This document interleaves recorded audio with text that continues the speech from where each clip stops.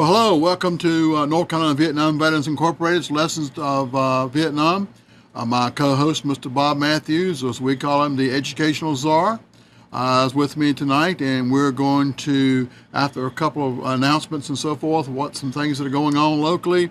If you would, we will be showing part 2 of the symposium we did on American POWs in Vietnamese Reeducation Camps. If you'd like to make a comment or call in at 919-518-9773. Even better, if you've got Skype, go to Computers 2K, that's K as in kilo, voice, like voice, and log in and use a fake name if you like, and ask questions. That you can either type it in or speak and let us know what you want. We'll try to answer your questions or listen to your comments. We'd love for you to give us a comment or suggestions and so forth. And Mr. Bob Matthews, you are getting ready to leave town for a little bit, and you're going up north. Yes, I am. Been up to Pittsburgh, PA for a while. Normally I go in June for a small family reunion. Yeah. See a few cousins left. Mm-hmm. Of course, now I just announced it over the air so that all the home breakers can go to your house while you're gone. But no, my home is fully protected. Thank you very much. All right. Got a couple things coming up pretty soon that you might, if you're locally, you might want to put down on your calendar to take part in. This Saturday, which is June 13th. That's okay. I don't even know what day today is. June 13th, the North Carolina State Capitol will be celebrating its 175th anniversary. When Sherman came through, he didn't burn the Capitol, but he thought about it. So they were doing the 175th anniversary, and we've been asked to participate in that. There'll be lots of activities going on down there from about 10 to 4. Come by. We will have set up and educational stuff and handouts and so forth. So come by and join us sometime for that. Also on the POW MIA issue, Donald Stewart was a veteran, Vietnam veteran that was lost, of course, during the Vietnam War. They found a group of remains, and what they did was that they couldn't decide who they were for certain, so they buried a whole lot of remains with about 4 or 5 different names in Arlington Cemetery. But this gentleman's wife persisted, and they have found some additional remains, and he will be coming back to North Carolina in November 11th. Will be a ceremony in Lillington, North Carolina. If you'd like to come down and join that, there'll be more information about times and so forth as we go along. His name is Donald Stewart. He was in the Army. Also, Edward Morgan, one of the names that we have been calling out for the last 28 years or so, will be coming home this month, June 21st. He is in Salisbury, and if you'd like more information about that, it'll be coming out pretty soon of times and so forth, or you can go to online to Salisbury newspaper. I think they've got it listed. It's when he's coming in, and Rolling Thunder and Patriot Guards will meet him at the airport. So that's a couple things coming on. Of course, July 4th we'll be down at the Capitol with the wall and so forth. So there's lots of opportunities to get out there and see the small wall, as well as get a chance to talk Vietnam to some Vietnam veterans, and especially you Vietnam veterans out there. You can come tell your stories. We'll listen to them. Because we've heard each other's stories so much now, I can tell Bob's as good as he can, sometimes better. And then my story, everybody likes my Rice story because they all want to steal it. But Bob, I'm going to turn it over to you. I think you got a couple books that you want to talk about. Then we can get started real quick on Okay. Thank you, Bill. Yeah, we have a little continuing reading list we'd like to update tonight, because I know I'm building your libraries. And when you're studying Vietnam and asking questions, it seems like a lot of the information printed is from professors and people that are writing books. But I'm going to recommend a book tonight that is the most intimate story of Vietnam because it's letters. It's called Dear America, Letters from Vietnam. The reason I love this book, I'd like to highly recommend it to you, is remember when you write a letter home, how personal you become. In here it's to mom, it's to dad, the unvarnished truth about the war. This is a beautiful book. It's worth reading. And I'll guarantee you one thing. You will not read this in one setting and have a box of Kleenexes next to you. This will pull your heartstrings. Letters Home. The second book I'd like to recommend is a prelude to a book that's coming out in about a year called We All Miss Christmas. It's a book that I've put together, and I'll be writing this book. And this one is called, it's a classic, really. It's called Everything We Had by Al Santori. Everything We Had. It is 33 stories, first-person history of Vietnam veterans who sat down well after the conflict and poured their hearts out. That's two for you tonight as we add to your library.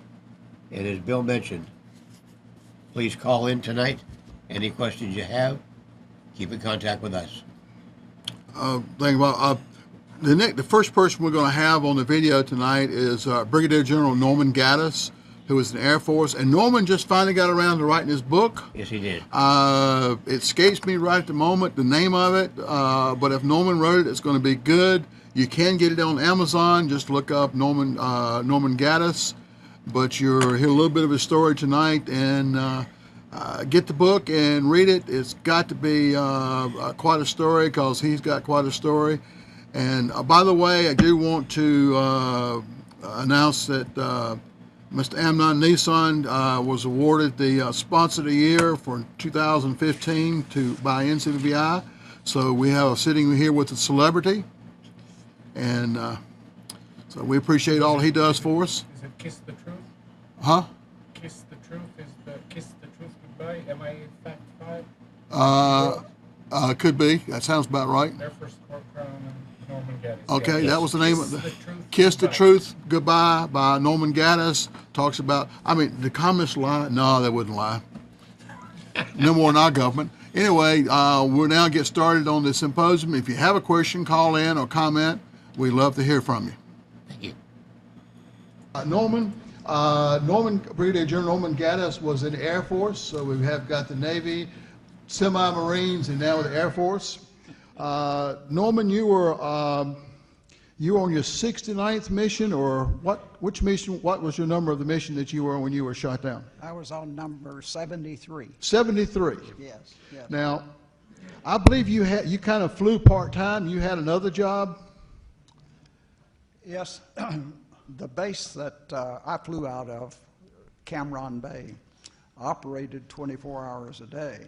So in order to keep control over all of the flights coming in and going out, we had 2 operations officers, and my duty was operations from 6 in the evening until 6 the next morning. I was responsible for all of the combat operations taking place, but also the fact that we had many, many wounded warriors passing through the hospital there. So they brought in the hospital ships, and we had to make certain that we processed those people and got them out of there as quickly as possible. So I spent most of my time at night taking care of the flights that were coming in and going out. And then during the daytime, I usually got about 3 or 4 hours of sleep, and then I went to one of the squadrons and began to talk with them about I wanted to go fly some missions. And several young lieutenants came to me and said, "Sir, you know, you shouldn't be flying as a colonel." And I said, "Well, my job says that I'm to lead you, and I can't lead you if I'm sitting down here on the ground. So I'm going to be flying." And I amassed a total of 73 flights, and about 12, maybe 12 or 13 of those were up to the north. I happened to be coming out of Thailand, and I landed at Da Nang. And a friend of mine who he and I had known one another for years, he said, "Hey, boy, I've just done the most fantastic thing." He said, "I have mounted a gun on the bottom of the F-4, and we have tested it, and I'm ready now to go to North Vietnam." He said, "How about flying my wing?" And I thought for just a few minutes, okay, I'll fly your wing. So I had the briefing with him, and we had a flight of 4 airplanes, 2 of them having guns mounted on the bottom, and the other 2, we had fuel tanks, and we also had 750-pound bombs on there. What we decided to do was to fake the North Vietnamese radars out just a little bit. So as the strike aircraft came up from Thailand, they were a flight of 24 of them, 6 flights of 4, all in line. We tucked in right behind all of those airplanes. And as we crossed over the Red River, my flight leader said to me, "Okay, it's time to get rid of the 750-gallon tank that you have on the center line." So I dropped the tank, and the other pilot who was carrying had the same configuration that I had. He also dropped his fuel tank, and we went in toward the target. Target was in the southwest part of Hanoi. It was a target, and they built metal boats that they could move equipment through the rivers and things in South Vietnam. And that was the target, to take that out. 24 airplanes, and they were carrying a total of about 72 750-pound bombs, and that made a heck of a noise when you put that many bombs on a target. And so they were in bombing, and suddenly someone said, "Hey, we have MiG aircraft coming up to meet us, and we also have missiles coming up." Those of you who have detectors, check to see if you're being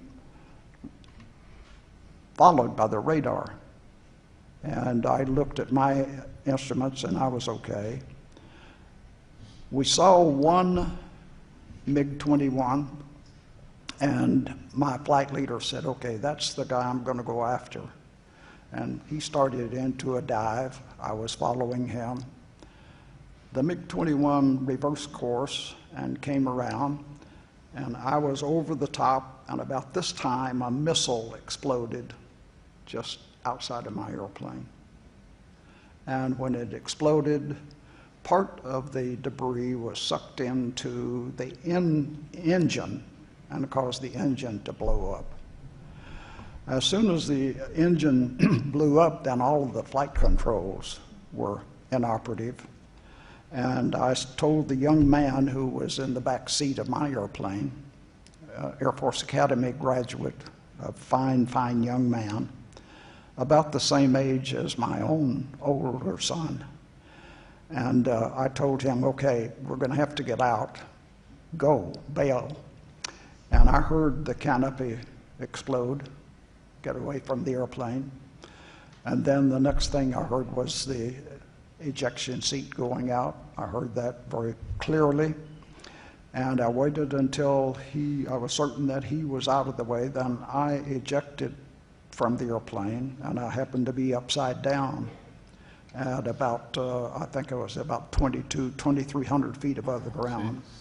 And I got blown out of the airplane. As I went down, I kept watching the flight. The bombing airplanes had already started to withdraw, but my friend and the other fellow who had guns on there, they stayed to try to cover me so that someone would not come back and try to shoot me down, and as I came down in my chute. I was only probably in the air for a minute and a half until I hit the ground. And I released the parachute harness, made a radio call to tell the flight leader. I said, "This is Dagger 4. I'm okay. I'm out of the airplane." I didn't know what the situation was with my pilot, but when I landed almost in an artillery pit where they had a lot of the, I guess, 35 millimeter and 85 millimeter guns. I was close enough to that the soldiers came out with guns, and as soon as I saw them with their guns, I surrendered to them. The first thing that they saw was that I had a .38 pistol and I had 100 round of ammunition, bandolier, on my shoulders. They took that, led me out of the way, and the bombing airplanes were going now back to the south, and so some of the noise was quietening down quite a bit. They took me over and put me into a pickup truck, in the back of the pickup truck, and said to sit there. And I sat there for an inordinate amount of time, I thought. Nothing was happening, nothing. One guard was with me, and the guard, he was very fidgety with his rifle, and I was concerned about my pilot. And I started to get up from the back of the cab, and he put his rifle on my forehead, and I began to understand Vietnamese right away. Didn't have any problem at all. When the guards came back, they were carrying my pilot's helmet. They had his name tag cut out of his flying suit, and they also had his clipboard. Clipboard had all of the flight information, all of the frequencies and everything that we were doing was on that clipboard. And I raised up again and asked them, where is my pilot? And they didn't say anything. They put all of this into the back of the truck, and then they had a little conversation, and we left there. Drove for about a couple of, I would say, maybe an hour, and finally pulled up into a very, very nice structure, manicured lawn and everything else. And they told me to sit there. And a Vietnamese came out, well-dressed, spoke excellent English, and he said, "May I see your Geneva Convention card?" And I thought, well, this guy really is smart. He knows that I have my Geneva Convention card, so I gave that to him. And he read it off and said, "Is this you?" "Yes." So he left. I was taken on to another prison. I was taken to a prison, and outside of the prison, I could see big walls, and suddenly a crowd had gathered around. The next thing I knew, a young lady with a flashlight about this long, she was going to reshape my head with that flashlight, and she hit me 2 or 3 times, and finally the guards put her off. And we left that place and then went to the prison at Wallow. And when I got there, they got me out of the truck, and people were out milling around, and one old lady with black teeth, a lot of them drinking that Beetlejuice. Her teeth were black, she was, and I wouldn't bow to them. They kept saying, "Bow, bow." I wouldn't bow, and finally they took the gun butts in and beat me to the ground. The old lady just kept brushing her teeth. It was quite a show for her. I mean, she didn't care. Then he took me into what we call room 18, which was the torture room. 3 people came in to interrogate me. First thing they did was to put handcuffs on and tighten them down as much as they could, shut off the blood flow, and then they put also clamps around my ankles and a long bar, about 12, 15 feet long, heavy, very heavy. They put that around my ankles. And that was the start of the torture program. They asked for information. I would give them only my name, rank, serial number, and date of birth. I wouldn't give them anything else. I didn't tell them where I came from. I said, that's all I'm required to give you. And they were not satisfied with that. So I went through the torture process. It didn't take too long with the blood flow here until my hands looked like almost a football player's hands, swollen. They had already turned black, and my legs were bleeding. They tortured me for quite some time, and I lost consciousness. And I just prayed that I could lose consciousness, just so that I would not have to go through all of the pain.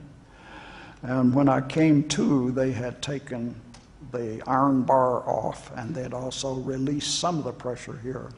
They put me back on the bench, and we started interrogating again. 3 people, 3 Vietnamese officers, I would say. They were rather well educated. One of them had the appearance of a Chinaman, and the other 2 were definitely Vietnamese. They continued with the questioning, and I would not cooperate with them, so back into the torture thing I went again. And again, I lost consciousness, and when I came to, they had moved me around in the room, and they let me get up, get back onto the bench, and they started again. That process went on. I had not had anything to eat. I had not had anything to drink for hours on end. I was definitely reaching the point where I was going to become incoherent, and they realized this. And the old lady who was brushing her teeth, she brought me a cup of coffee, and I drank the coffee. And then it was back to more torture. I would not give them anything except just the bare minimum that I was forced to give them. And at the end of 64 hours, I was unable to get up off of the floor. They dragged me from that building to another building, dropped me on the floor, and shortly they brought in some food. I could see that there was food up there, but I could not use my hands. I could not get up. And the only thing that happened there was that the big rats, they ate all the food. And so I didn't have any food. So I went for about 72 hours before I had enough food that they would give me that I could hold a bowl like this. They put me into solitary confinement, a room 7 feet square, had 2 concrete beds on it. And this was in a place that I later learned this was called Heartbreak Hotel. And I was an occupant in Heartbreak Hotel for 1,004 days of solitary confinement. I never saw another American. When the food came from the kitchen, I could hear somebody outside ladling the food out and putting it into a bowl. And when I was able to get up and finally to get a bowl of this, I saw a young Vietnamese fellow there. And unconsciously I said, hello. And he responded, hello. I said, "Where the hell did you learn to speak English?" He said, I went through flying school down in Texas." So he was a South Vietnamese pilot who had been captured and brought to the north. And he took care of all of the people who were in Heartbreak Hotel. Had 5 cells there, and they brought in people who were severely wounded. John McCain was there for a while. John Flynn, who was our senior officer, was there for a long time in body casts. We had other people who went insane, and I was still in that place for 104 days. 1,004 days in solitary confinement. One day, without any words whatsoever, the door opened up, and here stood an American pilot. I knew him from my days when I was at Las Vegas, Nevada. His name was Jim Bean, and I shook hands with Jim, invited him in, and I sensed that something was wrong. He had had a nervous breakdown. He was just almost incoherent, other than knowing what his name was and not tell him that he was in the prison camp. He'd been badly burned on his back.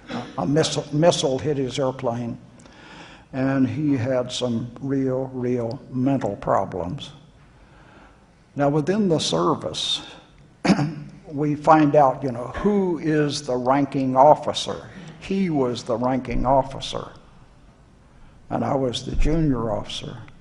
But I could not convince him that we ought to start trying to contact someone. If we heard voices in there, in that particular area called the Heartbreak Hotel, we should make some noises and talk to people so that they would know that there were 2 Americans back in cell number 5 in Heartbreak Hotel. And when I would start to communicate, I would ask him to get down, look under the door. Do you see any shadows? And if you didn't see any shadows, this is a good time to try to contact someone. So one day, out of the clear blue, I heard a voice, and it was a fellow that I'd met and known for 20 years. And I said, "John, is that you?" And he came back and said, "Norm, are you here?" "Yeah, I'm here, John. I'm back in cell number 5. And of course, he was still in a body cast and had no one at that point in time, no one to help him. Well, we got caught communicating. So they punished us. They put 4 full colonels in one room. A larger room, but here was 4 full colonels in one room. And of course, John Flynn was the senior person. David Wynn was the next senior guy. I was the 3rd senior guy. And Jim Bean, as a matter of fact, I was the junior colonel in the room. We got caught communicating. And they decided that they would take the colonel with the mental problem and put him in another part of the prison. They moved us into an area called the Mint, and this was up in the northeast corner. It was one big cell and then 3 small cells, and they would lock us in the 3 small cells and only let us out once a day to get our food and to empty our buckets. One day they let me go outside to exercise. And I thought, there's something's wrong here, because I haven't asked to go outside to exercise. But I went outside, and it was a nice sunny day, and I was doing hoopity cacks up and down, and I heard a voice say, "Are you Tom Kirk?" And my hair, I think, stood straight up. And I turned around and still going, I said, "No, "No, I'm Norm Gaddis. Who are you?" And he said, "My name is Ernie Brace, and I'm a CIA officer." My hair really did stand on end. I said, where's the note drop? Where can I drop a note?" And he told me where to drop notes so that we could make a contact. And we were able then to let the rest of the camp know that the three colonels were there together. The one who was having the mental problems, they moved him, and he stayed in another part of the camp the whole time. I would not cooperate with him in any way, any form or fashion.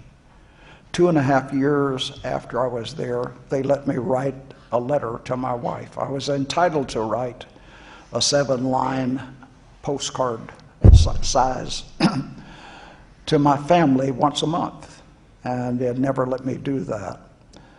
So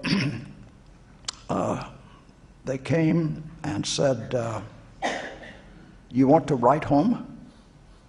The guard did, one that had beat me up, the one that did all the torture. And I said, "Yes." And he went out and came back in just a few minutes and had a beautiful Christmas card. It was really a nice Christmas card. And he said, "You're right." So I wrote a few lines to my family. As the holiday season approaches, "I'm pleased to tell you that I'm alive and well." And so I handed it to him, and he said, write more. So I wrote some more. I filled out that whole thing. But that was the turning point where they finally began to allow those of us who had been kept in solitary confinement all this time to get together. So we moved again and again. It seems that every morning the bombing would take place at about 8 o'clock. And I mean, they would just plaster the city, and dust would fall out of the upper portions of these rooms, and the sides of the room itself would just simply crumble and fall down. And of course, every time that happened, they brought in more guys shot down. They just kept building people in there. They finally, after 2.5 years, moved about 250 of those pilots up to a new prison camp just 5 miles away from the China border, because by this time they were nearing over 500 pilots by that time. And so those people went to the north. They had fairly good accommodations. They moved us around. We became aware of a tap code system that had been developed where we could tap and pass messages back and forth. We didn't have anything to write with, although when we were being interrogated, and if the interrogators went out of the room, we'd steal the leads out of the pencils and secrete that into our pajamas. We had a pair of pajamas with maroon and gray stripes, and the maroon was about 3.5 inches, and the gray, and that's what we wore. For shoes, we had more or less just loafers or something like this that were cut out of an automobile tire and then crisscrossed with rubbers in the front, and that's all we had. It was not easy. We finally, after a period of time, they began to realize that eventually we were going to go home.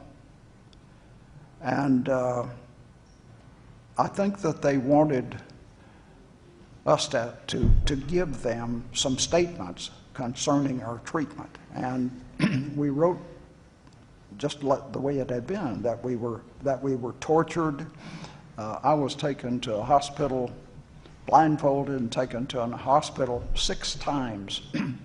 And I did acupuncture and also the electrical shock treatments to try to get my arms so that they would work again, and my hands. Always kept me blindfolded, going and coming. One day the senior person came to me and he said,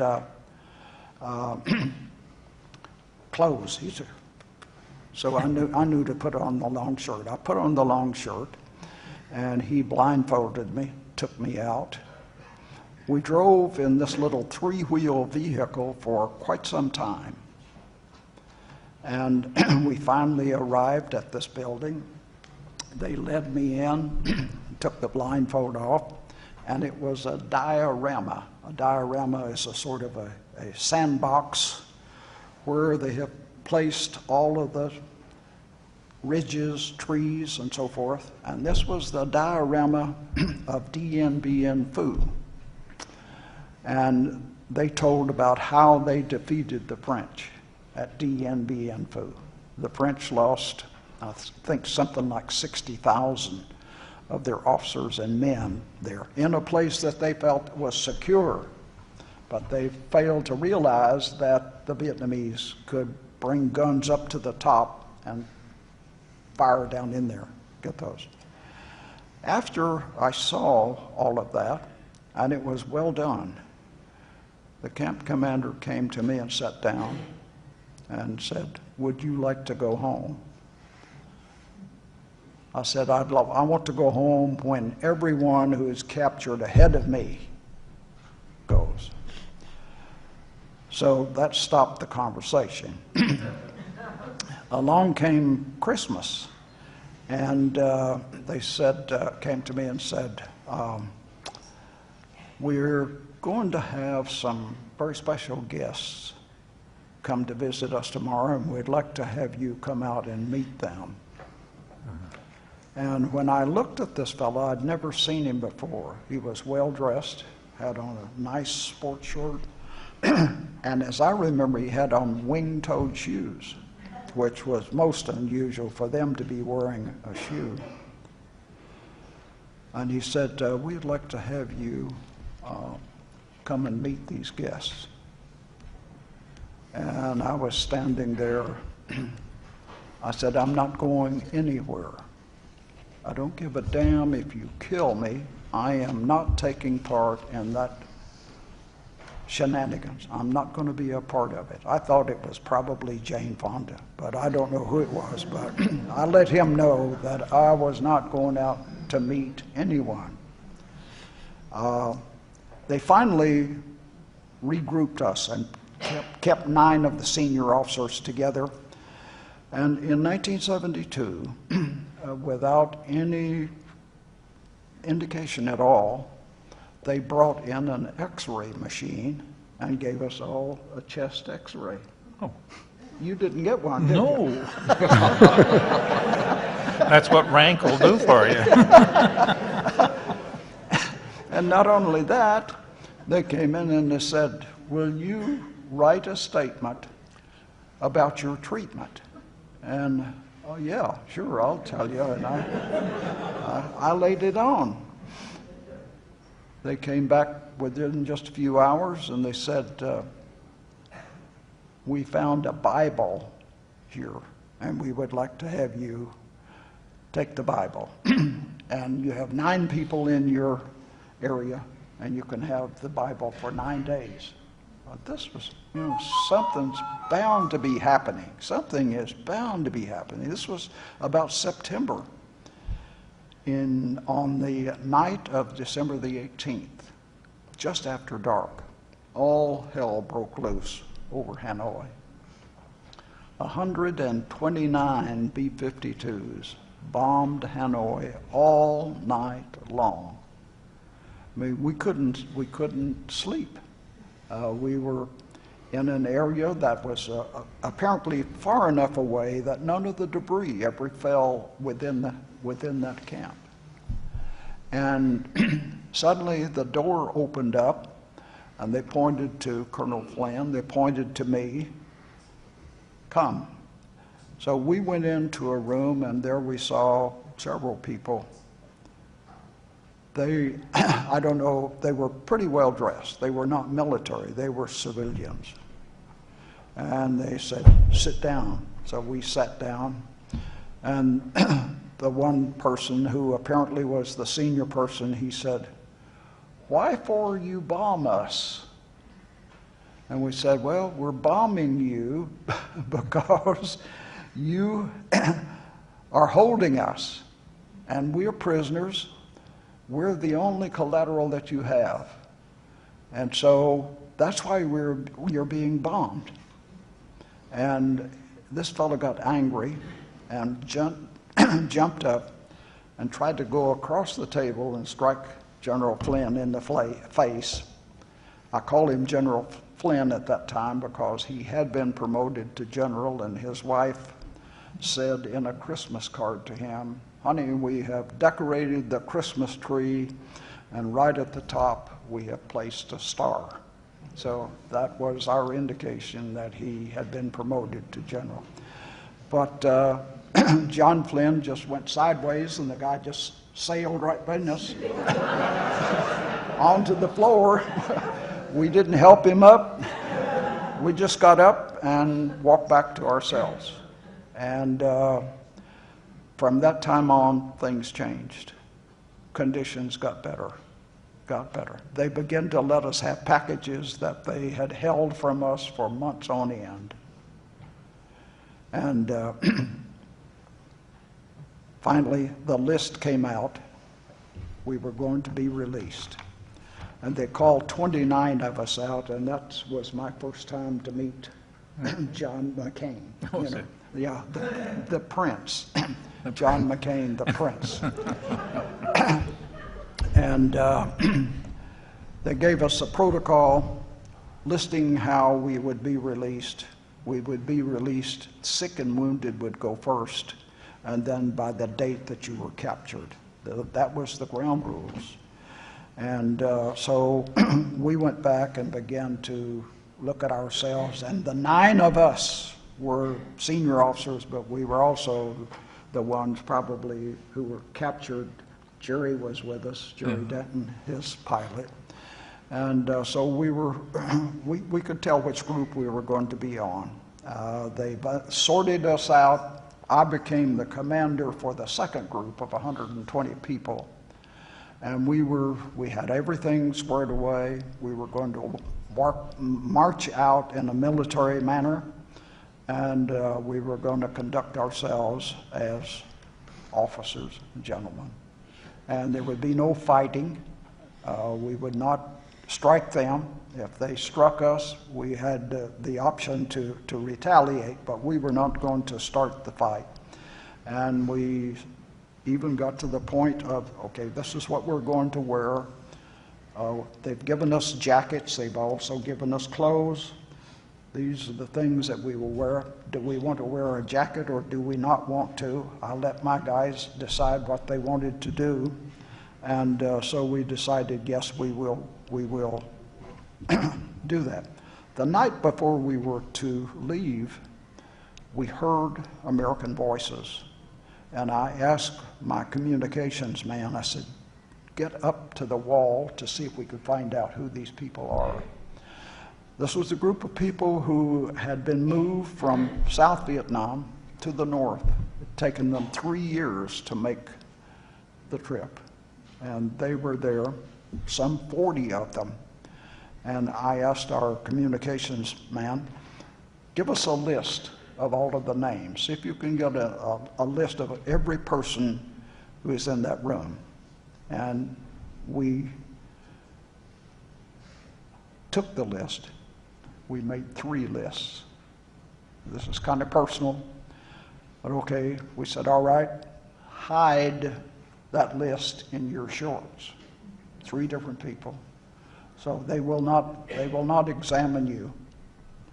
We know that. But that's the way we brought the message out of these people from the South. And so everything went well. We got out, and it was so exciting, actually, to arrive back in the Philippines and to see women.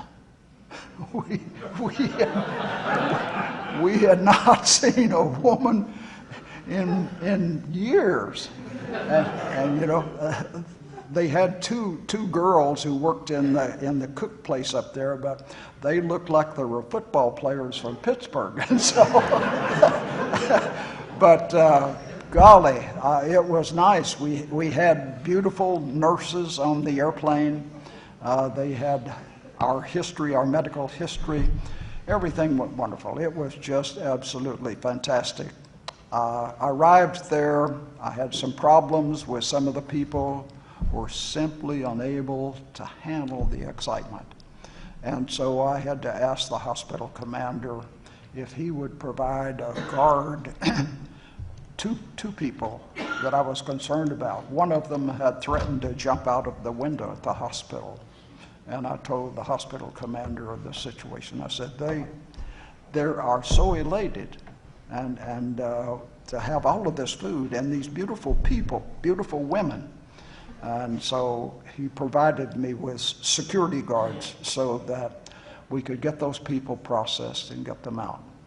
My job was to get everyone out, and as soon as I had all of the airplanes filled, I took the last spot, got out, got on the airplane. The doctor was on there, and he said, I'm not ordering you to go to bed. I'm just telling you that we have prepared a bed over here for you, and we want you to get some sleep for the next 6 hours. No one will bother you. And so he put me down, and I slept for 6 hours. Landed in Hawaii, 2 o'clock in the morning.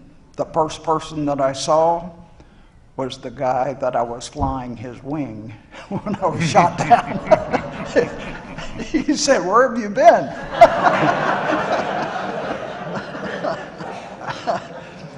Well, we had a few minutes, and we talked and talked and talked, and finally he said, "Oh my God." I said, "What's wrong?" He says, "I left my wife inside." I said, "Now you're getting ready to go, and she hasn't seen you yet." So he went inside, got his wife, came out. But I was happy to come back home. Arrived, beautiful wife, Tony, Steve, the children, the grandchildren, and it was great. It was magnificent, finally, at last, to be free at last. And thank God for America and the way it takes care of its people. Thank you, Norman.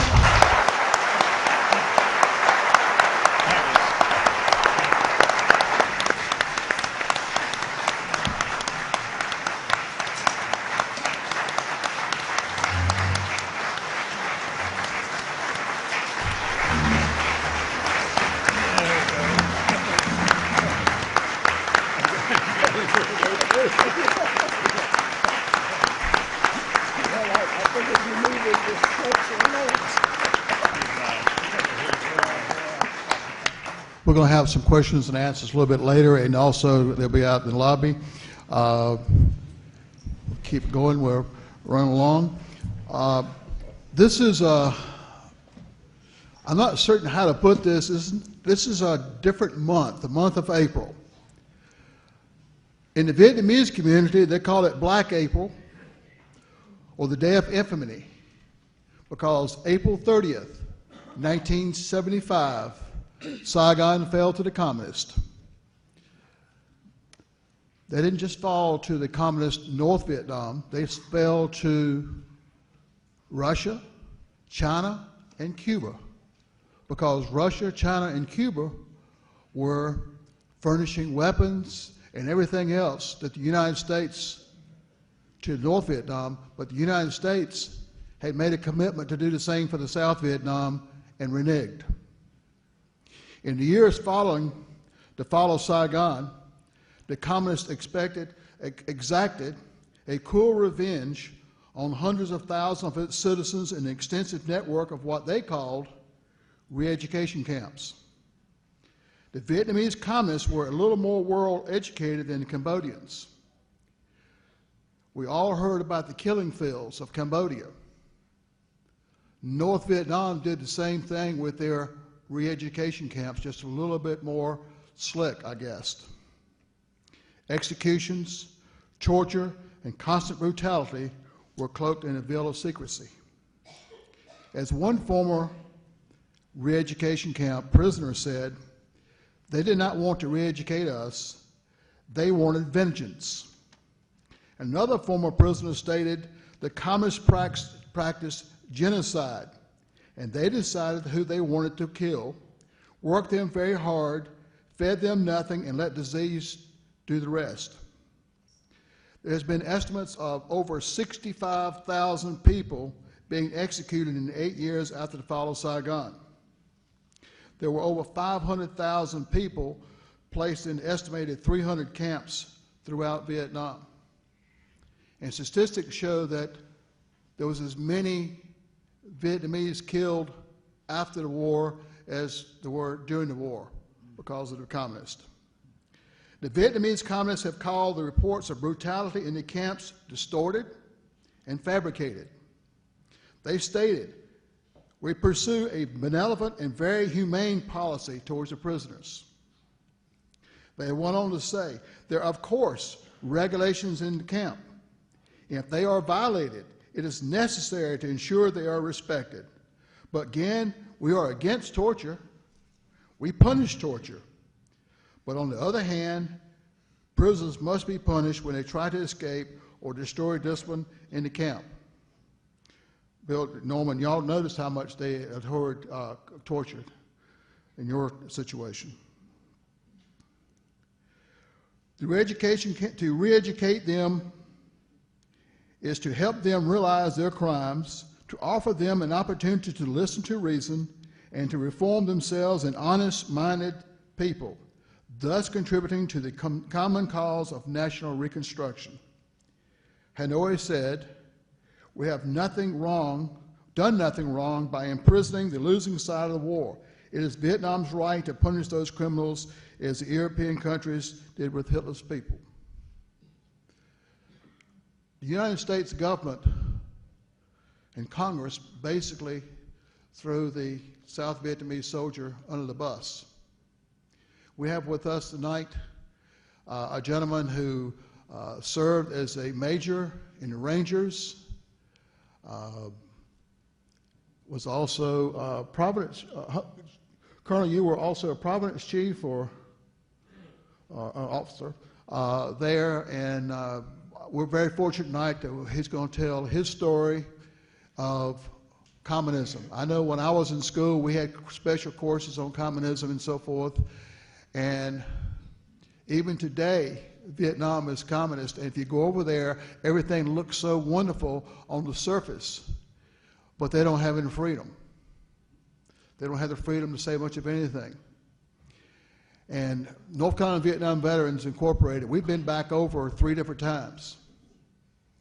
Colonel Hanbok and his group of men helped us raise money for the kids of Vietnam. We've been back twice and built playgrounds for children over in Vietnam who had nothing whatsoever. And he has helped us raise money to help those children because those children aren't communist, they're children. But the communist government did unmentionable things to the military, South Vietnamese military. If you go over there, there's cemeteries everywhere, but there is no cemeteries for the South Vietnamese soldier. They're all gone. There is no veterans pension for the South Vietnamese soldier. They're basically whatever they can get for themselves. Now, I'm going to turn it over to Colonel Hanbok. We're very fortunate to have him tonight, and he wants to tell us his story. And Colonel, you were... Well, that was the beginning of Colonel Hanbok. We're going to save that for our next show. I know you want to tell all your friends about it. It's a man who can tell you all about communism and the real communism, not what you hear and see, but communism, how they lied, what they went through, it's a short part. The colonel was, we have an interpreter because the colonel wanted to do his story in Vietnamese because they felt more comfortable with it. So there's an interpreter to tell us basically what he said. He's very passionate in his beliefs. He is quite a gentleman, quite a man. He is, at one time, as an organization he was a member of locally. When he first started helping us raise money, they told him he had to quit because they didn't know who we were or whatever. And he said he would quit that organization, and he is a high-ranking officer in that organization, if he had to give up helping us to help the children of Vietnam, that he would quit that organization. And then we sent some information to California about who we were and so forth. And now they are very strong supporters of North Carolina Vietnam veterans, as we are to the colonel and the South Vietnamese military. Bob, that was listening to Norman was it just blows me away every time I hear him. I pick up a couple little extra things. And why don't you take us out to the rest of the time and talking about whatever. I have a couple of things. The Bill Schuette and Norman Gaddis interviews are treasures. Yep. If you teach anything about Vietnam or about the POWs or anything like this, please make a mental note, because the textbooks do not cover this. These are two men that lived it. You talk about first-person history, you've got it right there. Norman Gaddis and Mr. Bill Schuette. If you need more research or more contact points, please contact myself or Bill Dixon with NCBVI or the Bridgeback Foundation. We're very much involved with this, and we want to tell our students, high school, college, and middle school, the entire story. And you can't do it. You cannot do it without men like this. They are treasures. Bob, one of the wonderful things I have found is getting a chance to meet people with this character and this integrity, to go through what they did and to come out and be successful. And they don't hate the Vietnamese. That to me, it just, with all the torture and Norman and Bill went through, he didn't hate the Vietnamese. Colonel Hanbok's story. Sure. You can go and to see more extensive video with Norman and Bill Schuette by going to ncvi.org. Yes. And go on to the archives and see any of our past shows. Encourage students who want to learn more information about Vietnam, or teachers who are thinking about teaching a little about Vietnam, to go online, ncvi.org. Bob has put on there a lesson plan teaching teachers how to teach. We'll be going to New Orleans in November to National Social Studies Convention, which will be meeting person with teachers there. Got an email from a teacher that was in Boston last year asking for some assistance. We were able to give to that teacher. So the information is out there, just scratching the bucket, the surface, and we'll be doing more shows. But thank you for tuning in, Very much so. and looking forward to seeing you on the next show. Thank you very much. Have a nice week.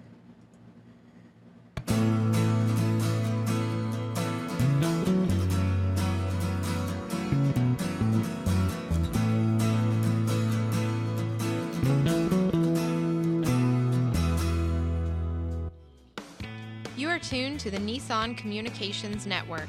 Our weekly lineup of call-in programs includes Computers 2K Now with Amnon Nissan, Health In with Debbie Bruck, Breaking Free with Marilyn Shannon, Lessons of Vietnam with NCBVI members, The Tanya Love Show, Your Healthy Pet with Gisela DiCarlo. And if you tuned in too late, you can always watch each program in its entirety or download an MP3 audio file of it at www.nissancommunications.com. Sponsored by Atomus.com, makers of quality video recorders and converters for professionals, CarolinaApparel.com, and DeltaForce.net.